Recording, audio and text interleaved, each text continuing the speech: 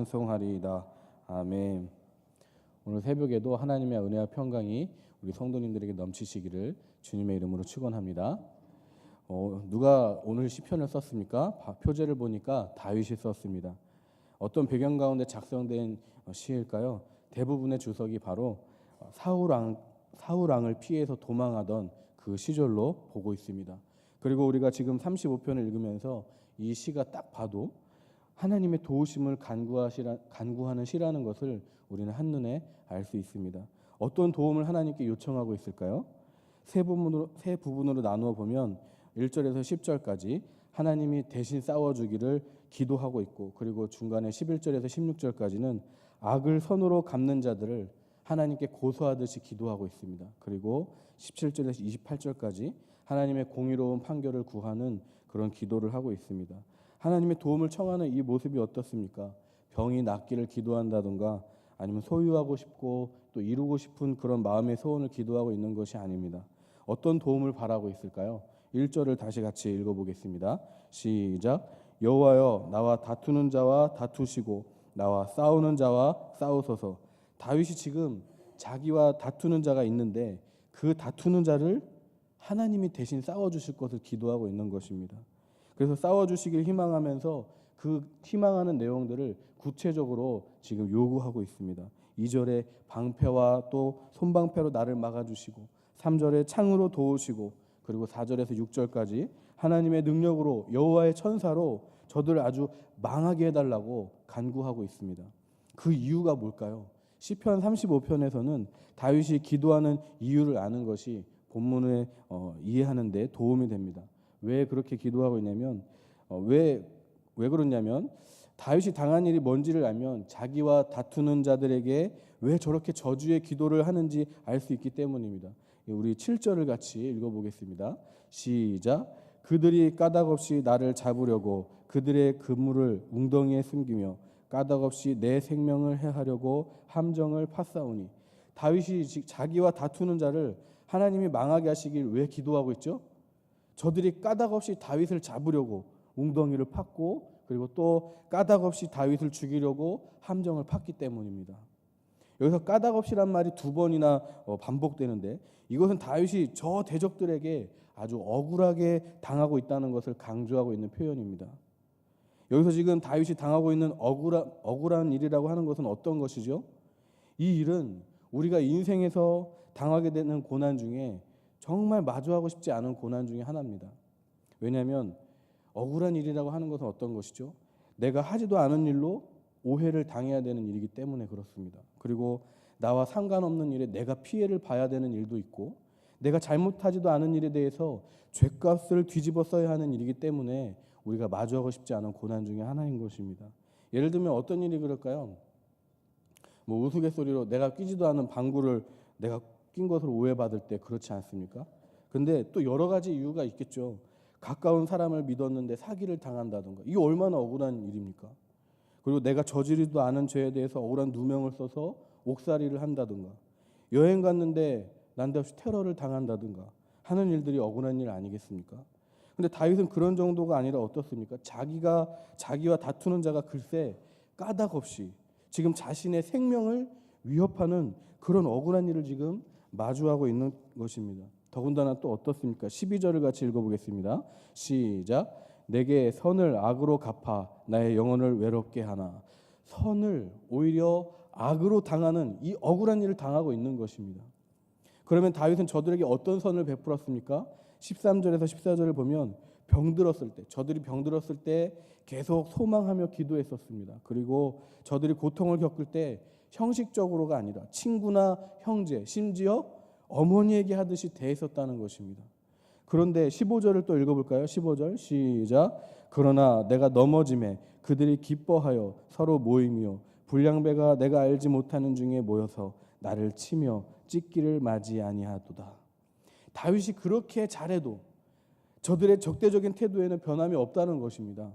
다윗이 넘어지면 이번에 저들이 손 잡아줄 줄 알았는데 오히려 기뻐하고, 다윗이 알지 못하는 사이에 오히려 음모를 꾸미면서 다윗을 치더라는 겁니다.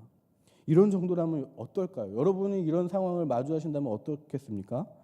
우리 죄인이지만 그래도 성도이기 때문에 도덕적인 선을 나름대로 추구하면서 살아가고 있지 않습니까?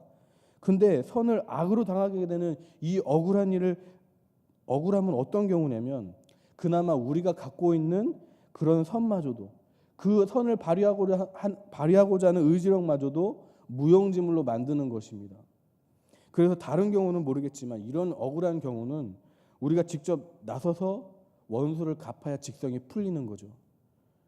바로 지금 다윗이 당하는 억울함이라고 하는 것은 그런 것입니다.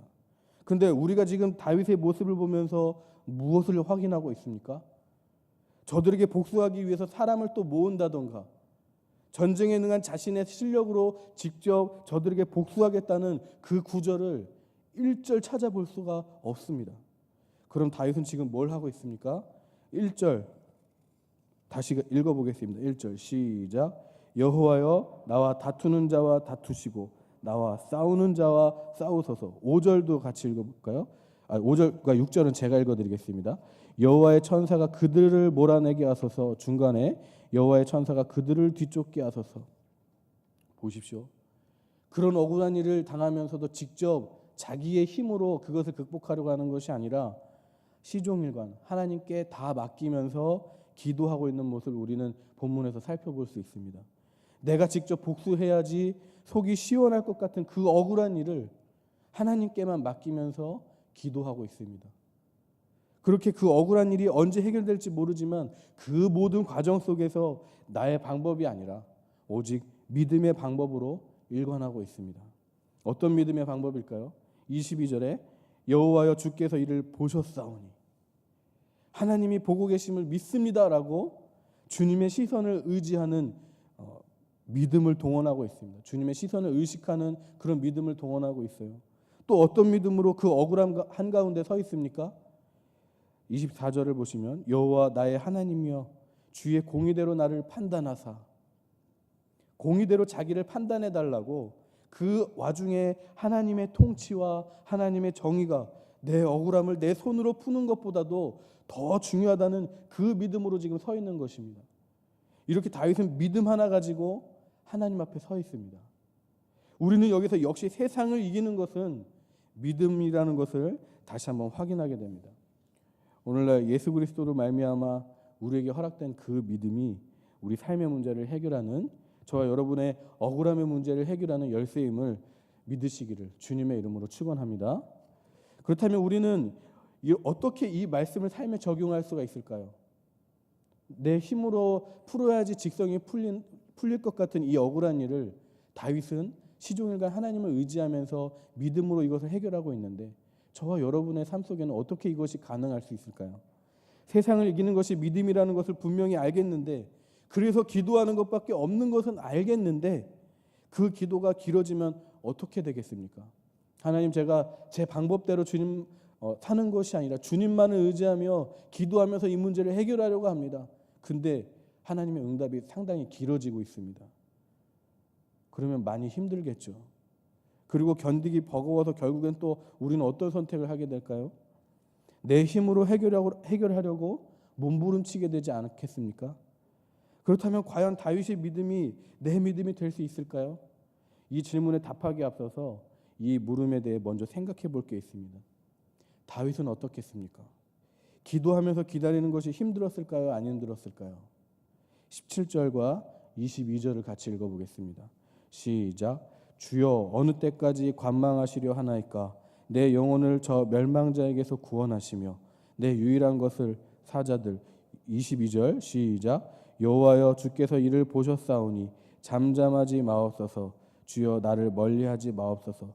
어느 때까지 관망하려 하시나이까 잠잠하지 마옵소서. 주여 나를 멀리하지 마옵소서. 다윗 역시 여러분 그렇게 믿음의 자리에서 견디는 것은 힘든 일이었습니다. 하나님 어느 때까지 보고만 계십니까? 하면서 힘들어하고 있습니다. 하나님이 도우시는 게 도대체 안 느껴지니까 나를 멀리하지 말아달라며 힘들어하고 있습니다. 그런데도 어떻게 하고 있습니까? 그런데도 계속 기도의 자리를 지키고 있다는 것입니다. 기도하다가 응답이 안 되니까 낙심하고 이제 기도를 안 하는 것이 아니라 응답이 안 되는 그 현실에도 여전히 뜨겁게 소망하면서 기도하고 있습니다. 그걸 어떻게 알 수 있냐면 바로 이 시편 35편 자체가 원수를 놓고 응답될 때까지 기도의 자리를 지키면서 기도하는 기도문 아니겠습니까? 그렇다면 기도의 자리를 지킨다는 것은 무슨 뜻일까요? 세상이 주는 근심과 세상이 주는 염려와 세상이 주는 악한 생각에 마음 빼앗기지 않으려고, 넘어지지 않으려고 내 마음을, 내 영혼을 하나님으로 채우는 데 힘쓰고 있다는 것입니다. 그렇게 기도의 자리를 지키면서 내 속을 하나님으로 채웠더니 그의 결론이 어떻게 됩니까? 28절입니다. 시작. 나의 혀가 주의 의를 말하며 종일토록 주를 찬송하리이다. 그 원수 앞에 넘어지지 않고 성도로서 하나님께 마땅히 올려드려야 할 영광을 찬양함으로 올려드렸다는 것이 다윗 인생의 결론이라는 것입니다. 이것은 결국 무엇을 말해주고 있냐면 다윗도 우리와 같이 하나님께 온전히 맡기고 기대하는 믿음을 자신의 힘으로, 자신의 의지력으로 만들 수 없다는 것을 보여주고 있는 것입니다. 그것을 너무 잘 이해하고 있어요. 그래서 주의 확실한 주님의 은혜가 결과로 임하기까지 기도하는 자리를 결코 포기할 수 없었다는 것이죠. 그리고 그렇게 기도했기 때문에 어떻게 됐습니까? 절대로 스스로 만들 수 없는 믿음의 의지가 하늘 위로부터 임하게 되더라는 것입니다. 이것이 바로 시편 35편에서 우리가 확인하게 되는 기도의 능력입니다. 그리고 우리는 그렇게 기도의 자리를 지키는 다윗에게서 또 기도의 교훈을 받습니다. 13절을 같이 읽어볼까요? 시작. 13절입니다. 시작. 나는 그들이 병들었을 때에 굵은 베옷을 입으며 금식하여 내 영혼을 괴롭게 하였더니 내 기도가 내 품으로 돌아왔도다. 어떤 교훈을 받습니까? 먼저는 원수를 놓고 사랑하며 기도하는 그 교훈을 받습니다. 지금 다윗은 자기를 해하려는 자들이 병들었을 때에 금식할 정도로 기도했다고 합니다. 마치 신약에서 마태복음 5장 44절에서 나는 너희에게 이르노니 너희 원수를 사랑하며 너희를 박해하는 자를 위하여 기도하라 라고 하신 것처럼 사랑의 정신으로 기도하는 다윗의 모습을 통해서 어려움을 당하는 나만을 위해 기도하는 것이 아니라 나를 힘들게 하는 저 원수를 놓고도 기도하는 것이 바로 우리 성도다운 기도다라는 것을 오늘 본문을 통해서 우리는 교훈받는 것입니다. 사실 마음이 열려야지 기도하는 것 아니겠습니까? 그냥 기도가 안 나오잖아요. 하지만 우리의 마음이 열리지 않아도 우리 일단 최우선적으로 우리가 해야 될 것은 우리의 마음 상태보다도 더 중요한 것은 뭐냐면 말씀에 순종해서 그 다친 마음이라고 하더라도 기도를 해볼 수는 있는 것입니다. 시편 34편에서 우리는 확인했듯이 하나님을 맛보아 아는 능력을 경험하는 자는 어떤 자가 하나님을 맛보아 알겠습니까? 그 말씀에 순종해보는 자가 비로소 하나님을 맛보아 경험한다고 우리는 다시 묵상하지 않았습니까? 오직 순종을 통해서만 하나님의 은혜를 맛보아 아는 경험을 할 줄 믿습니다. 그리고 또 어떤 기도의 교훈을 받냐면 누가복음 10장 5절에서 6절에 원수를 축복하며 기도하라는 교훈을 받습니다. 단지 원수를 놓고 사랑의 마음으로 기도하는 것을 또 넘어서서 그를 축복하며 기도하라는 교훈을 받는 것입니다. 누가복음 10장 5절과 6절에 어느 집에 들어가든지 먼저 말하되 이 집이 평안할지어다 하라. 만일 평안을 받을 사람이 거기 있으면 너희 평안이 그에게 머물 것이요 그렇지 않으면 너희에게로 돌아오리라. 예수님께서 70인 제자들에게 전도를 명하실 때 제자들에게 각 집마다 축복하며 기도할 것을 교훈하셨습니다. 왜 축복하라고 하셨습니까?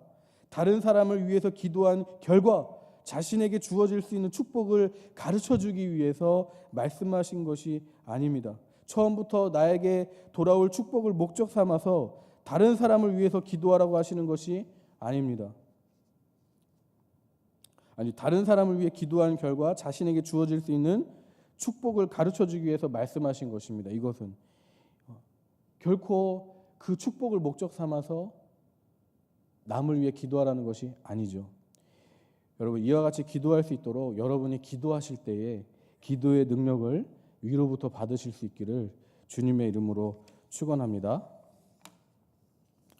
그렇게 기도의 자리를 지키면서 내 속을 하나님으로 채웠더니 그의 결론이 어떻게 되는 것입니까? 주님을 찬양하는 것으로 끝났더라는 것입니다. 말씀을 맺겠습니다. 첫 번째, 억울한 일 앞에는 내 방법이 아니라 믿음의 방법, 즉 하나님께 맡기고 기도하는 것이 우리의 답인 줄 믿습니다. 그리고 두 번째는 응답이 임하기까지 견디기 힘들지만 그래도 끝까지 기도의 자리를 지키는 것으로 지켜서 세상 것으로 내 마음을 채우는 것이 아니라 하나님으로 내 마음을 채울 수 있기를 바랍니다. 그리고 다윗처럼 원수를 사랑하며 기도하고 원수를 축복하며 기도하기 위해서는 하늘 위로부터 기도의 능력을 받아야 되는 줄 믿습니다. 우리 기도하시겠습니다.